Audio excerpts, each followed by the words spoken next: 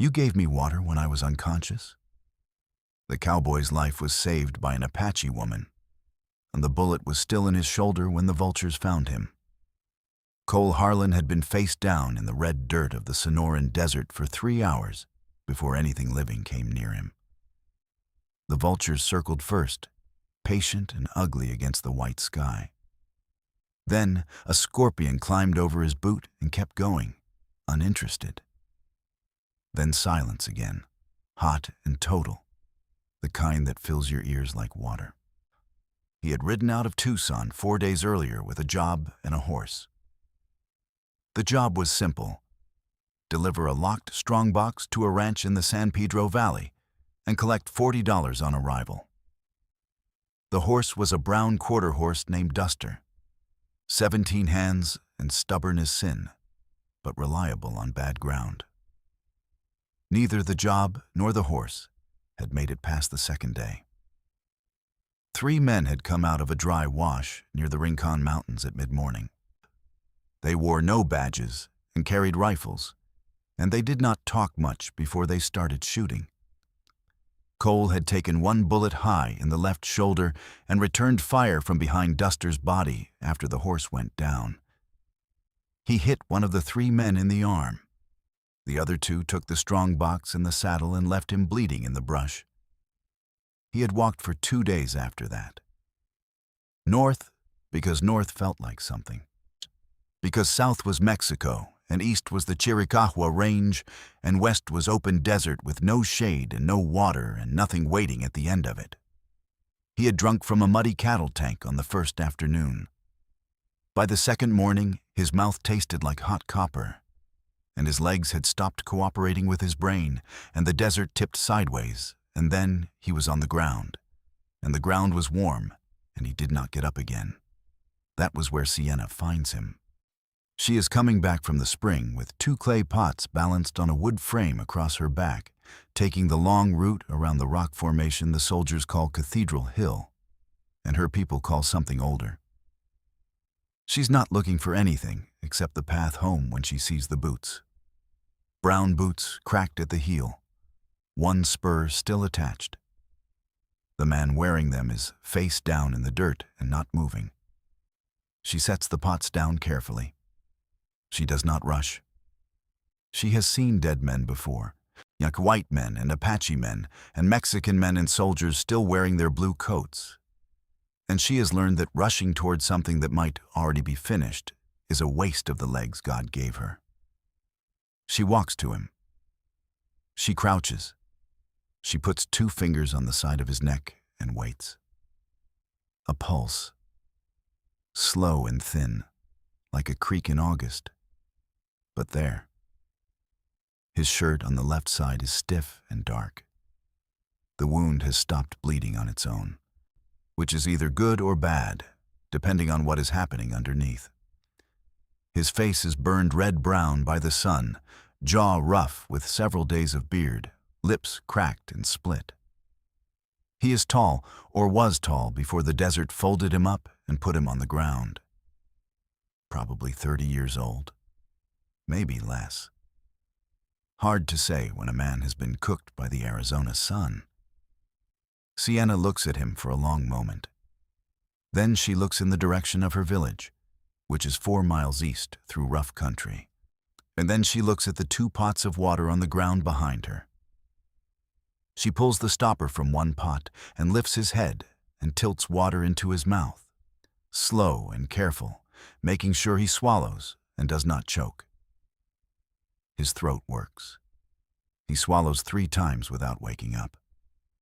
She gives him a 4th mouthful and then sets his head down easy and sits back on her heels and thinks. The nearest ranch that she knows of belongs to a man named Elwood Carr, and Elwood Carr has never once fired at an Apache on sight, which puts him in a very small category of ranchers in the territory. His place is 6 miles west, too far to carry a man who cannot walk. She has her knife, and she has water, and she has the rope she uses to lash the pot frame. She has nothing else except the knowledge she was raised with, which is, in the desert, more than enough. She builds a low shade frame from 3 dead ocotillo stalks and her blanket roll, and she drags him under it.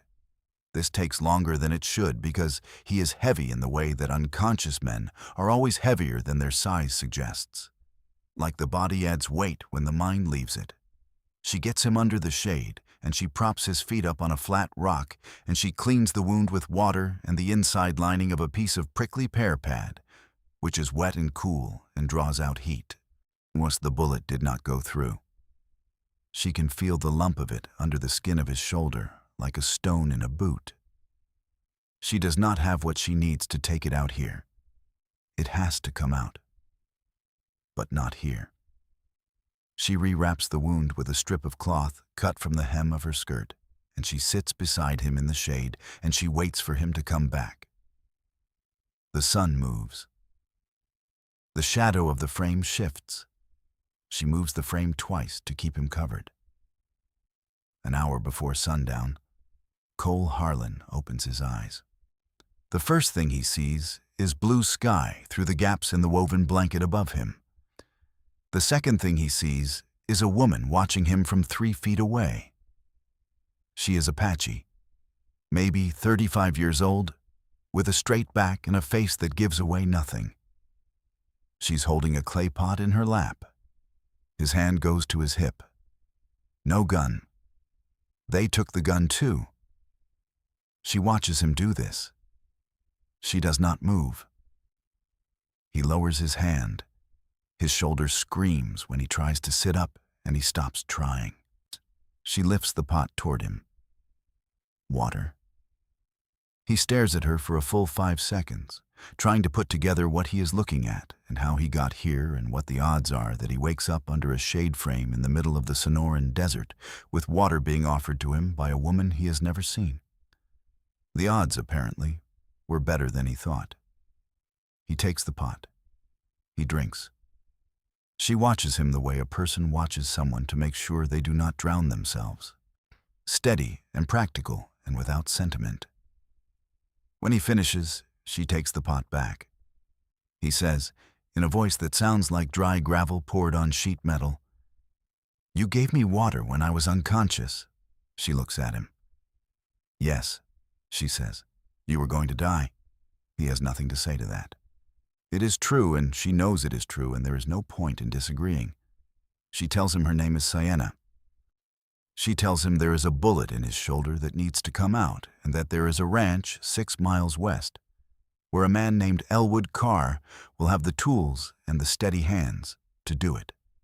She tells him she can get him there, but not tonight. Because traveling at night across this particular ground is a way to break an ankle or step on a diamondback, and neither of those things will help him. She tells him to rest until morning. Cole Harlan, who has been shot and robbed and left for dead and then rescued by a stranger who owed him absolutely nothing, decides that listening to her is the most reasonable decision he has made in 4 days. He closes his eyes. The desert makes its nighttime sounds around them. Sienna keeps watch. The morning came in pale and pink, the kind of light that makes the desert look like it was never trying to kill you. Sienna was already up when Cole opened his eyes. She had rebuilt the shade frame into a carrying frame overnight, lashing the ocotillo poles into a rough travois using the rope from her pot harness. She had done it quietly and without waking him. And when he saw what she had built, he looked at it for a moment and then looked at her and said nothing, because there was nothing to say that would not come out sounding like he was surprised she could do it. Which he was, but which was also not something he wanted to say out loud. His shoulder was worse in the morning. The flesh around the wound had swollen hot and tight. When he tried to push himself upright with both arms, the left one gave out, and he went down on his elbow, and the pain rolled through him in a white wave. He held still until it passed.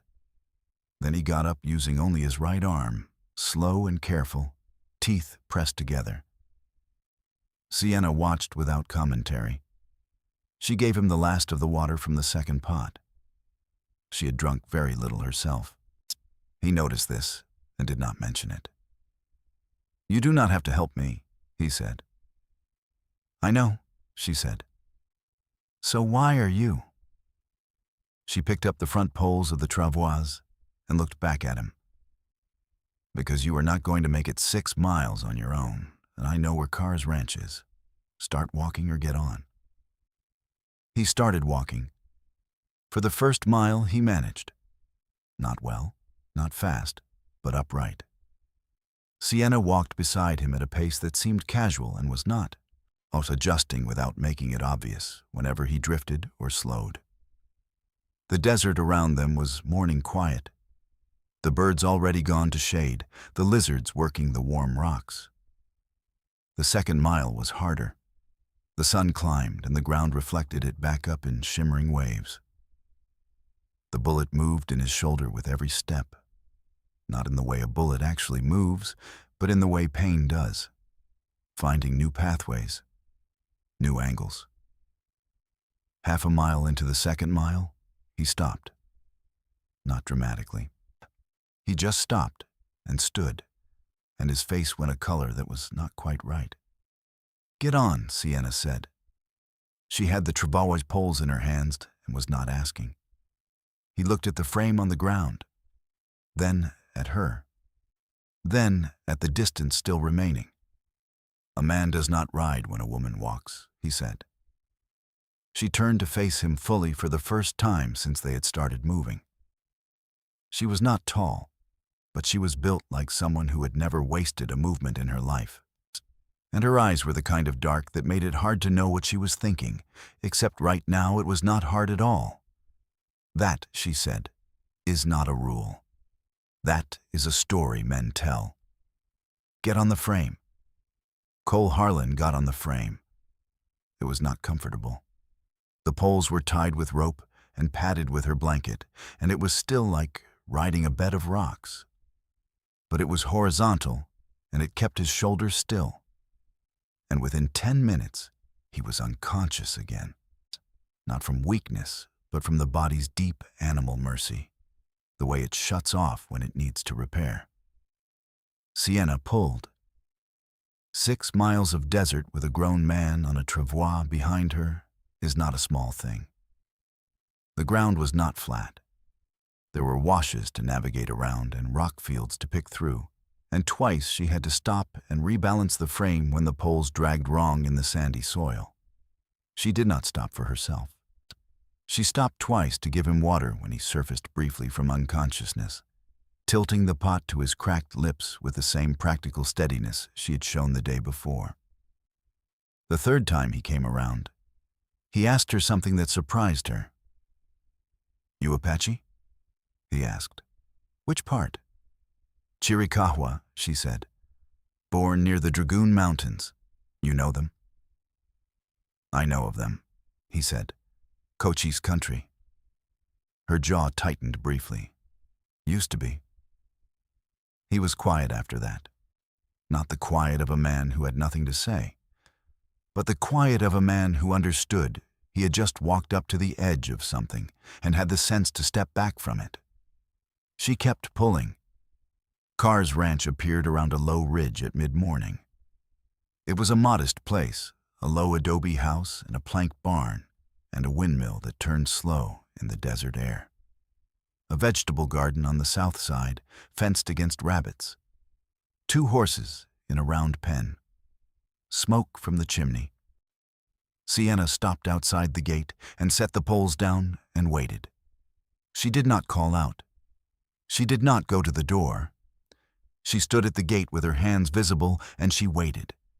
Because this was Elwood Carr's land, and she was Apache, and no matter what she knew about his character, it was not her place to walk unannounced into a white man's yard in the Arizona Territory in 1881. The door opened after 2 minutes. Elwood Carr came out. He was 60, lean as wire, wearing the same battered hat he had worn for 20 years. He looked at Sienna. He looked at the travois.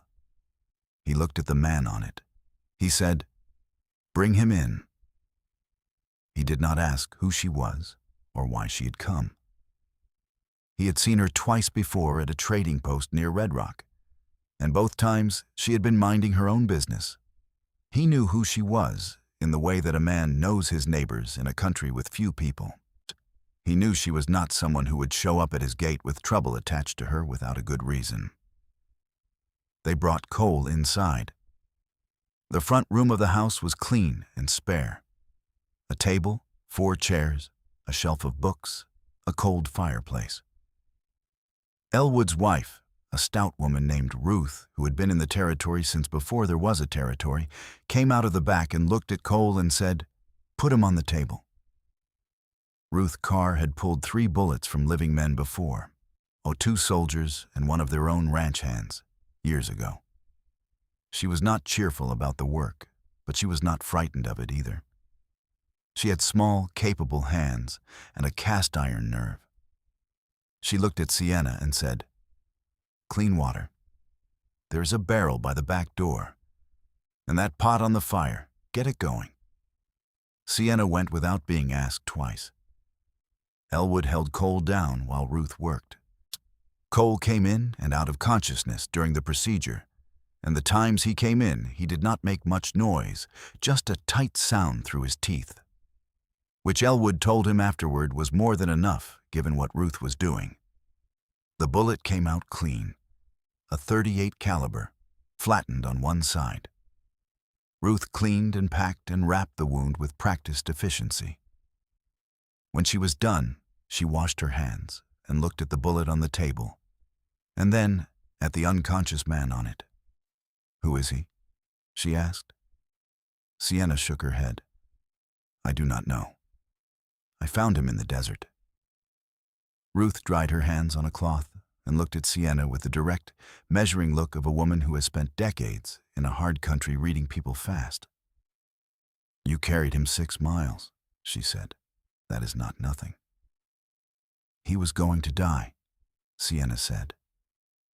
Ruth nodded once, as if this were the most sufficient explanation she had ever heard. Elwood put Cole in the small back room with a single window, or on the cot they kept for guests and for hands who needed to sleep off something.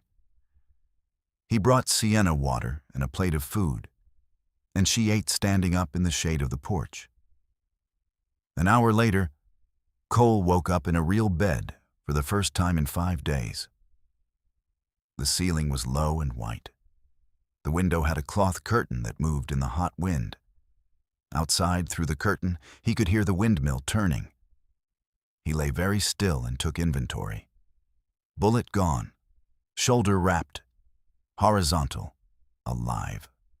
He turned his head. Sienna was sitting in the chair beside the window.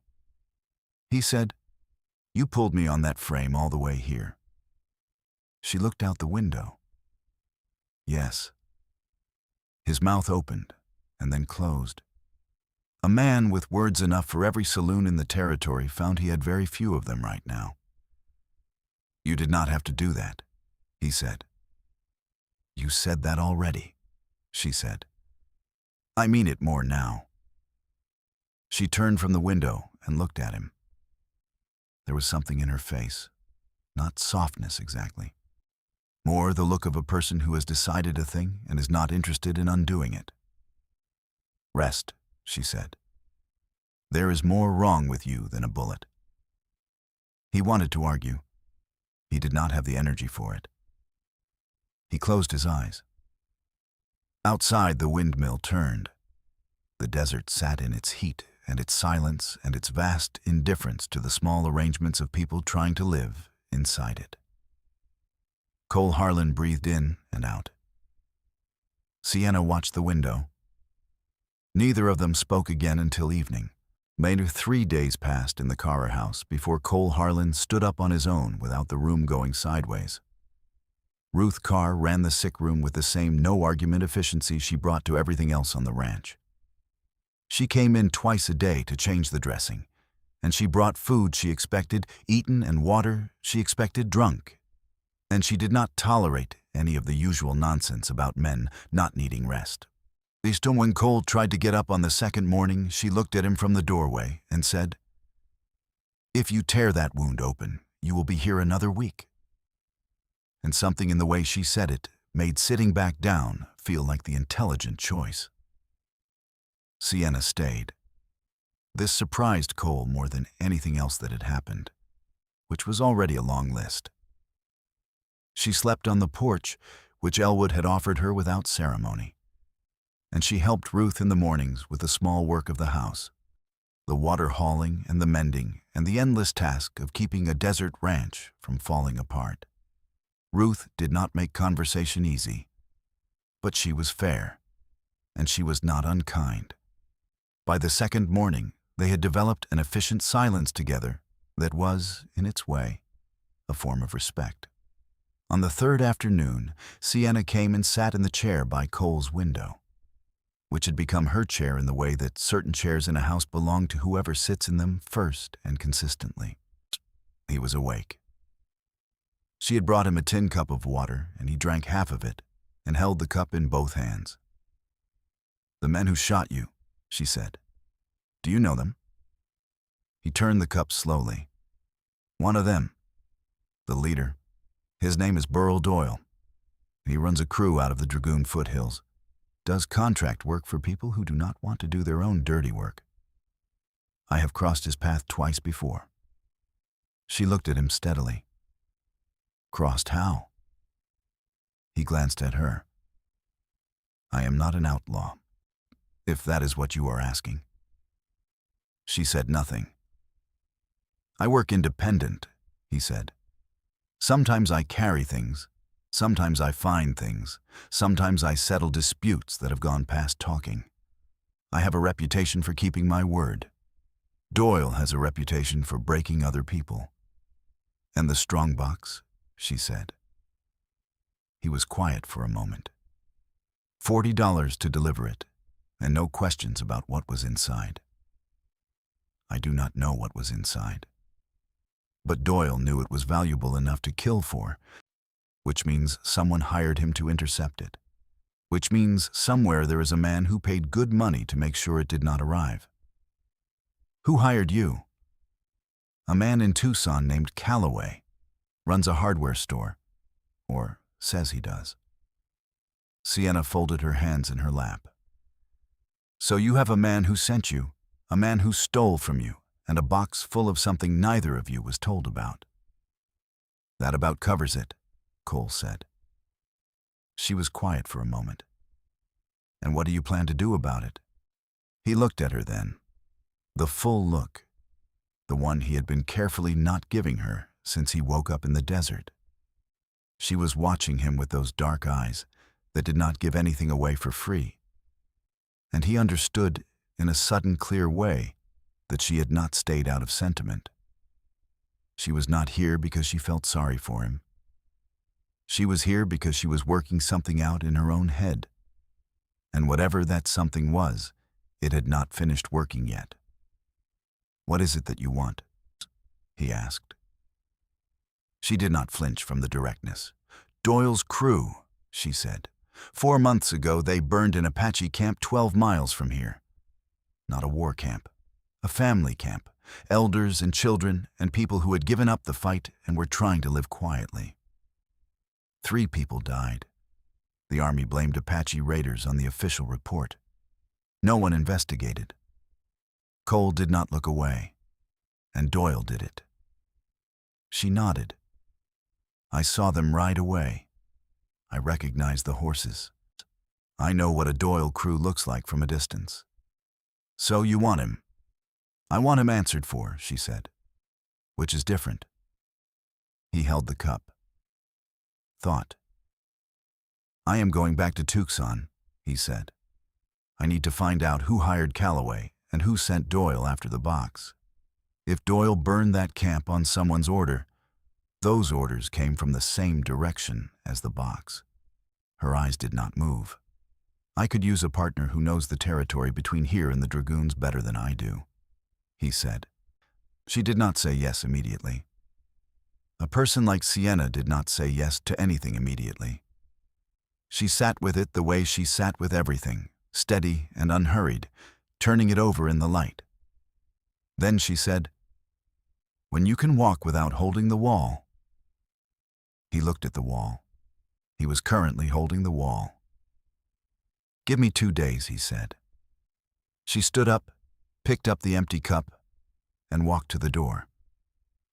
She paused there for a moment with her back to him. "You should know," she said, "that I am not doing this for you." He almost smiled. "I know that." The door closed. He sat in the warm quiet of the small room and listened to the windmill turn outside, that slow, steady metal creak against the desert silence, and thought about a man named Burl Doyle in a locked box in a hardware store in Tucson that was probably not a hardware store. And about the woman who had pulled him 6 miles through the Sonoran Desert because he was not quite dead yet, and she had decided that was enough reason. On the 5th morning at Carr's Ranch, Cole Harlan walked to the round pen and back, without stopping and without holding anything. His shoulder ached with a deep, settled throb that he was going to be living with for a while yet. But the wound was clean and closed, and Ruth had changed the dressing one final time that morning and told him, with the bluntness of a woman who wasted nothing, including words, that he would live as long as he did not do anything stupid for the next 2 weeks. He thanked her. She handed him back his hat, which Elwood had found in the brush near where Sienna had picked him up, returned by some mercy of the desert wind. Elwood gave him a horse, a gray roan mare named Little, which was a joke because Little stood 16 hands and had a shoulder like a barn door. He gave him a rifle from the rack beside the door, and a box of shells and a canteen and 3 days of food wrapped in cloth. He did it without ceremony and without expectation. Cole tried to pay him. Elwood waved it off. "Bring back the rifle when you're done," he said. "That is enough." Sienna had her own horse, a short coupled buckskin, maybe 14 hands, that had been staying in the Carr barn and that moved with the quick, economical step of a horse bred for desert work rather than for looking good in a parade. She had her pots and her bedroll and a bone-handled knife at her belt, and she looked, mounted up in the early light outside the Carr gate, like someone who had been riding out toward trouble her whole life and had simply run out of reasons to stop. They rode west first, toward Tucson, because Tucson was where the thread started. The territory around them was old country, red and tan and silent, scattered with saguaro that stood in the heat, like men who had been standing there long enough to forget why they started. Hawks circled the thermals. Somewhere far off, something barked once and went quiet. They rode without talking for the first hour.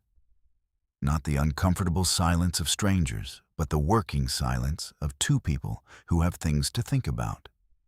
Cole thought about Callaway, the hardware store on Congress Street, the locked box, $40, which was good money for a delivery job and suspicious money if you thought about it right. Callaway had been sweating when he handed over the box, not the sweat of a hot day. The other kind. Sienna thought about the horses she had seen riding away from the burned camp. There had been 6 of them. She had memorized each animal with the systematic attention of someone who knew that memory was the only record she would ever be allowed to keep. Where at mid-morning they stopped at a water hole that Sienna knew, and their horses drank, and Cole ate half of what Elwood had packed, and Sienna ate a piece of dried meat from her own supply. He said, "The camp that was burned. Was anyone there from your family?" She was quiet for a moment. "My mother's sister," she said, "and her 2 grandchildren. They were not among the 3 who died. They left before the soldiers found them. Before the Doyle crew found them," he said. "Yes." "Where are they now?" She looked at the water hole. "I do not know. Moving, which is all that is safe." The weight of that sat between them for a moment. Moving, as if movement itself were the only country left available. They rode into Tucson in the late afternoon, coming in from the south along the Santa Cruz. The town was loud after 5 days of desert. The street sounds and the smells of horses and cook fires and sawdust and something frying in fat somewhere nearby. Cole kept his hat low. In the Sienna road with the flat, unreadable expression of a woman who had learned that towns were places where Apache women were stared at, and the best response was to give them nothing to read. Cole went to a man he trusted, not Calloway. A barber and sometime informer named Pete Ruiz, who worked a shop on Meyer Street and knew the state of every deal and every grudge in the Tucson Basin because men talked in barber chairs the way they talked nowhere else, loose-jawed and unguarded. Sienna waited outside with the horses. Pete told him what he needed. The strongbox had belonged to a land company.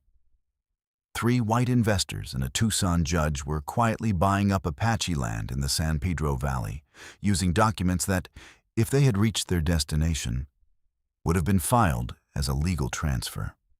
There was a treaty provision that technically allowed it under certain conditions. But those conditions had not been met, and the paperwork in the box had been adjusted to claim they had. The box had not been going to a ranch. It had been going to a territorial court office in Benson. And the man who had paid Doyle to intercept it was the Tucson judge himself. Because the judge, Cole realized as Pete talked, did not want the documents filed.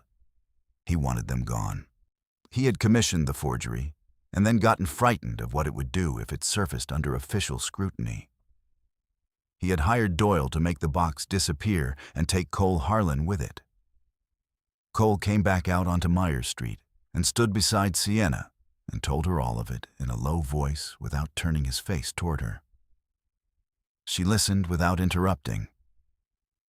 When he finished, she was quiet for 2 full seconds. So a judge had Apache land stolen with forged papers, she said. And then hired men to kill the person carrying the evidence. Yes, and the camp that was burned was probably on land already marked in those documents, yes. Clearing it before the filing. She looked straight ahead down Meyer Street at the dust and the foot traffic and the indifferent life of a territorial town. This judge, she said. What is his name? His name is Hargrove, Cole said. District Judge. Office on Alameda. She turned to look at him for the first time since he had come back out. He met her eyes. How do you want to play this? He asked. She held his gaze long enough that most men would have looked away first. He did not. Carefully, she said. And completely. They put the horses in a livery on Pennington Street, and they found a room above a quiet boarding house where the landlady did not ask questions about the arrangement. And they sat at the room's small table in the early dark, and they planned. Outside the window, Tucson went about its evening, and the sky over the Santa Catalinas turned colors that had no names in English. And 2 people with different kinds of grievances and the same general direction worked out between them how to bring a judge to account in a territory where the law had a habit of bending toward whoever had the money to pull it. It was not a simple plan, but it was a real one. They worked until the lamp burned low and the town went quiet outside, and neither of them noticed the hour because neither of them had anywhere else to be. The plan had 3 parts, and all 3 had to happen in the right order, or none of them worked. The first part was the evidence. The strongbox was gone, but the documents it had carried were not unique. Forged land transfers required an original record somewhere, a deed office entry, a surveyor's note, something that showed the land was Apache occupied before Calloway's clients had started quietly drawing lines around it. Cole knew that the Territorial Land Office in Tucson kept copies of survey records going back 20 years. Getting access to those records without alerting Hargrove required someone who could move through the land office without drawing attention. That someone was Pete Ruiz. Not because Pete was brave. Pete was the furthest thing from brave. But because Pete cut the hair of the territorial land officer every Thursday morning at 10. And a man in a barber chair with scissors near his ear would give up the location of almost any file if asked in the right tone of voice. The second part was the witness. Doyle had been paid to intercept the box and to ensure Cole Harlan did not survive to talk about who had given the delivery contract. That meant there was a payment. A payment left a record. Arthur Doyle was not a careful man with money, because careful men with money did not ride around the Arizona territory shooting couriers in dry washes. He drank at a place called the Red Horse Saloon on Congress Street. And he was there every Friday night, and this was a Thursday. Cole was going to be there when Doyle arrived on Friday. Sienna looked at this part of the plan with the expression of a person reviewing work that is technically sound and personally displeasing. Doyle has at least 2 men with him on a Friday night, she said. You have one shoulder that does not work. I am not going to fight him, Cole said. I am going to have a conversation. She looked at the shoulder. In a saloon. In the street outside the saloon, Cole said. Where it is visible. And where you will be on the roof of the dry goods store across the way with the rifle Elwood lent me. She was quiet for a moment. You want me to threaten him from a roof? I want you to be on the roof, he said. So that Doyle knows that even if he puts 2 men between me and him, there is still a line of sight he cannot block. Doyle has survived this long by doing math.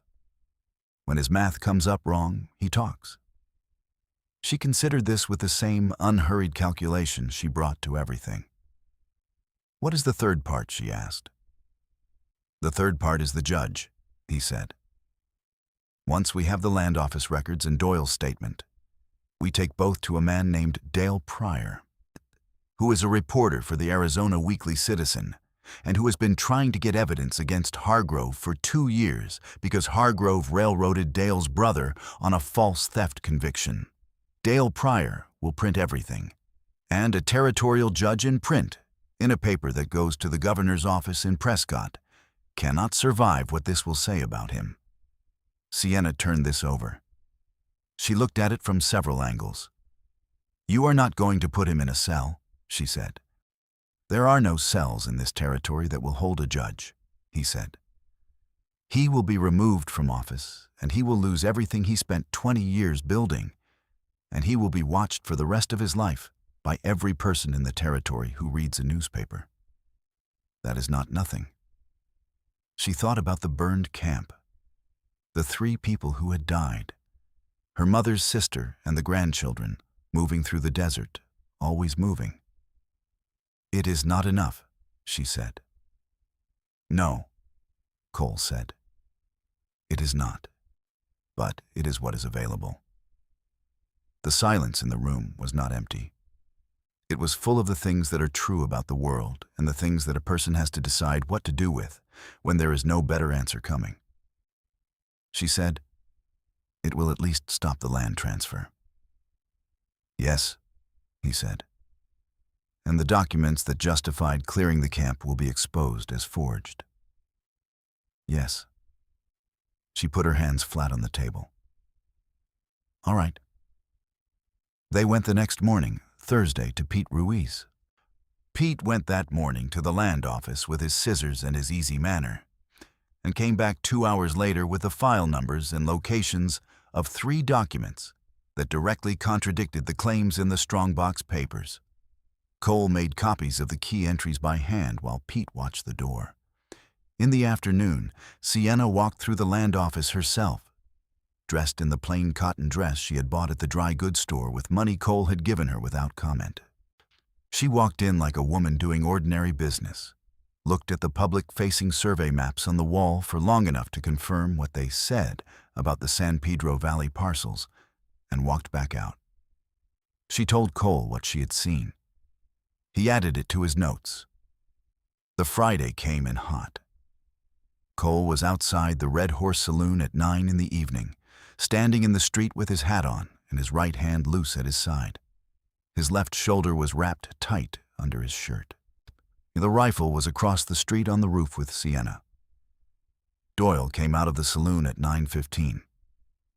He was a thick man, not tall but wide, with a flat face and small eyes that moved fast, the way the eyes of careful, violent men always do.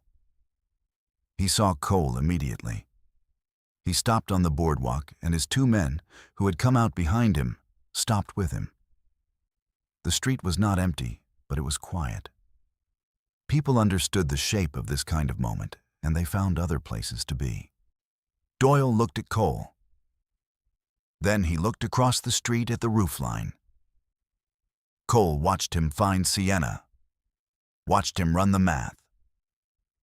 Doyle told his men something low, and they stepped back. Cole walked to the boardwalk. He stood 4 feet from Doyle, and he said, in a voice that was conversational and not loud, "The judge hired you to take the box and kill me. I need you to write that down and sign it. In exchange, I will not give your name to the Weekly Citizen with anything attached to what happened at the Apache camp 4 months ago. That stays between us. What you did to those people, that is going to sit with you, and I cannot do anything about that. But I will leave it out of the paper." Doyle stared at him. The roofline across the street was still and dark.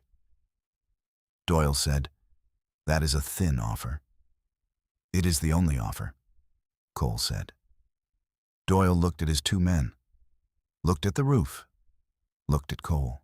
He went back inside the saloon and sat at a table and wrote 5 sentences on a piece of paper and signed his name. He handed it to Cole and did not look at him afterward. Cole walked back across the street. Sienna came down from the roof. They walked to Dale Pryor's house on Stevens Avenue and knocked on the door at 10 in the evening. And when Dale opened it, Cole handed him the land office copies and the signed statement and said, "You are going to want to read these tonight." Dale Pryor read them on his doorstep. His face changed while he read, the way a man's face changes when something he has been looking for finally arrives. He looked up.